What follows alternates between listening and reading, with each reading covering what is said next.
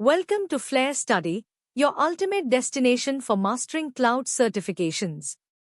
I'm excited to launch a brand new playlist focused on the AWS Certified Cloud Practitioner exam. In this series, we'll tackle important questions from previous exams, explain the answers concisely, and help you build the confidence to ace the certification. Each video will feature multiple choice questions with a 10-second timer for you to answer, followed by a short and clear explanation. Let's dive into our first question. To install a PCI-compliant workload on AWS, which of the following tasks is required? Take a look and try to guess the correct answer. You have 10 seconds.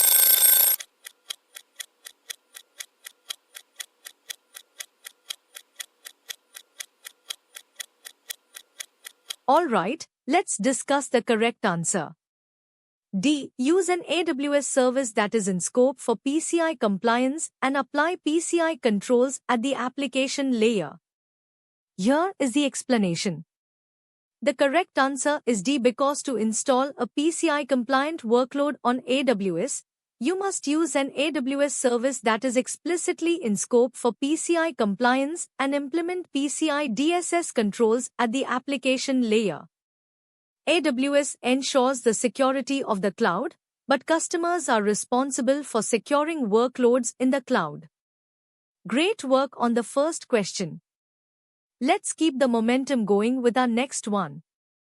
Here's question 2. Which security-related duty is AWS accountable for under the AWS Shared Responsibility Model?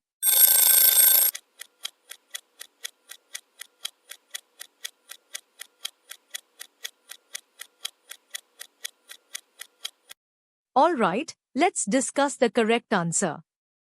B. Physical security of global infrastructure. Here is the explanation. The correct answer is B because AWS is responsible for the physical security of its global infrastructure, including data centers and hardware. Customers are responsible for securing their workloads, such as IAM, encryption, and firewalls. Well done on question 2. Now, let's move to question 3 and test your knowledge even further. Which cloud architecture design concept is supported by distributing workloads across various availability zones?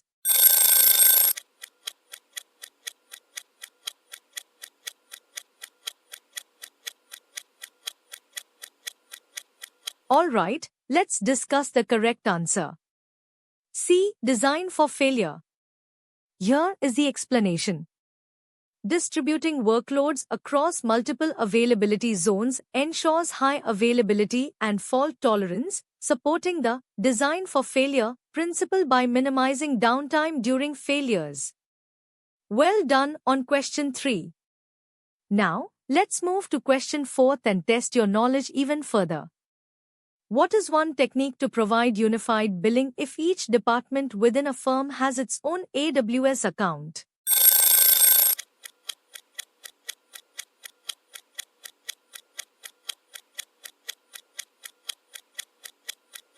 Alright, let's discuss the correct answer. C. Create an AWS organization from the pair account and invite the other accounts to join. Here is the explanation. Using AWS organizations allows a company to consolidate billing under a single pair account, enabling unified billing and cost management across multiple AWS accounts. You're doing great so far. Let's tackle the final question for this video. Who is responsible for configuration management under the AWS Shared Responsibility Model?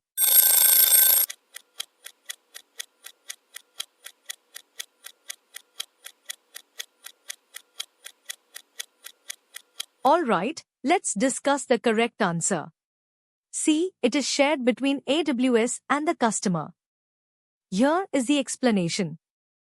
AWS maintains the configuration of its infrastructure devices, but a customer is responsible for configuring their own guest operating systems, databases, and applications.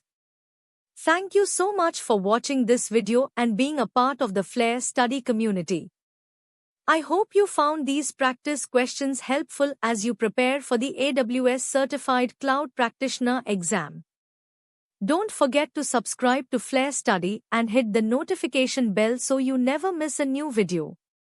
Once again, thank you for your support, and I'll see you in the next session.